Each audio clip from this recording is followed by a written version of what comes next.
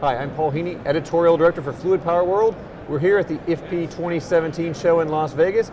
Joining me today is Eric Ringholm, who is the Division Manager Electronics for Hydac Technology Corporation. Thanks for being with us, Eric. Oh, thanks for having me. I appreciate it. So Eric, what are the buzz issues you're hearing on the show? I've been by your booth a few times and it is always jammed. What are the pain points? What are the things that people are coming to you asking about? Well, we're really seeing the need for heavily increased machine automation to solve several issues that are at hand. Some are just necessary, some are demanded from the market, some are legislated. So we're really dealing with things like safety, operator comfort, increased productivity, increased efficiency, fuel, whatever, space optimization. Oh, interesting. And weight reduction, and all these sorts of things. The need to achieve these things is really coming from machine automation.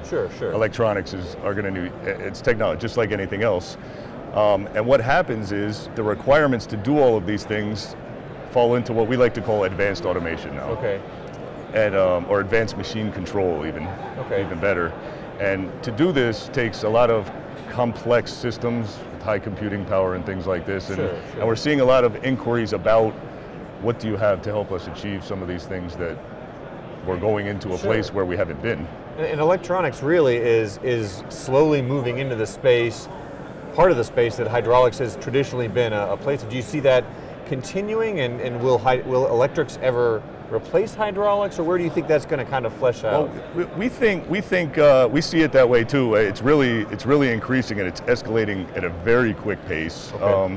The European marketplace is far ahead of the U.S. market still, but they will drive it, and it will come. And I don't see electronics replacing hydraulics, but we see electronics and software really taking over the complexity of the hydraulics, which means probably simpler valves, simpler hydraulic components that don't need as much of their own control because they can be controlled by software.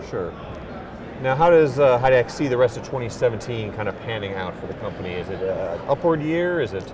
Well, we're optimistic. Okay, that's good. You know, we have some reserved optimism, we'll say. All right, that's fair. The first 2 months started reasonably well. And our outlook is positive at the moment. Are there particular markets or niches that you see as particularly strong or weak? I mean, construction in general has been pretty positive. Mining's been down, but I've heard some people here say they have just a little bit of guarded optimism there. What are you seeing? I mean, we're seeing a little bit coming from a lot of places. Mining a very little bit. Oil and gas still only a very little bit. Still tough. Some of the construction, but also the companies that are doing, let's call them municipal projects, road type projects, things like that, infrastructure type things like gas lines and fiber optic lines and things like that. And the other area that we see extremely strong is still sales of smaller machines to rental companies. Things like forklifts, scissors lifts, man lift, things like that. Seem to be continuing strongly. And then lastly, Eric, what would you say would be the hot button topics for Hydac? I mean, is it energy efficiency? I mean, are people coming up to you, they're worried about price or delivery, or are they talking about the IoT and the cloud? What are the things that you're hearing from? So a couple big things.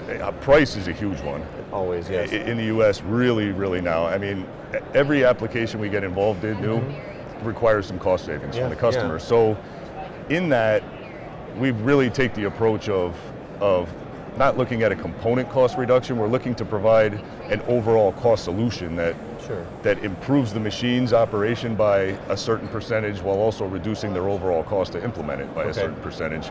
And this is where we're trying to go because everyone's looking for piece price reductions. The other one we're seeing is demand for communications and serviceability and diagnostics on the machine. So whether it's going to be Internet of Things or wireless LAN devices that a service technician can communicate with a machine from anywhere in the world and make diagnostics, even make repairs at some points. Interesting. So these are really some of the hot issues. And delivery delivery will be it will be what it is. till the end of time. Yes, for sure. Well, thank you, Eric, for joining me. Oh, thank you. Thank you for Thanks watching, and for more videos, you can always go to fluidpowerworld.com. Thanks so much.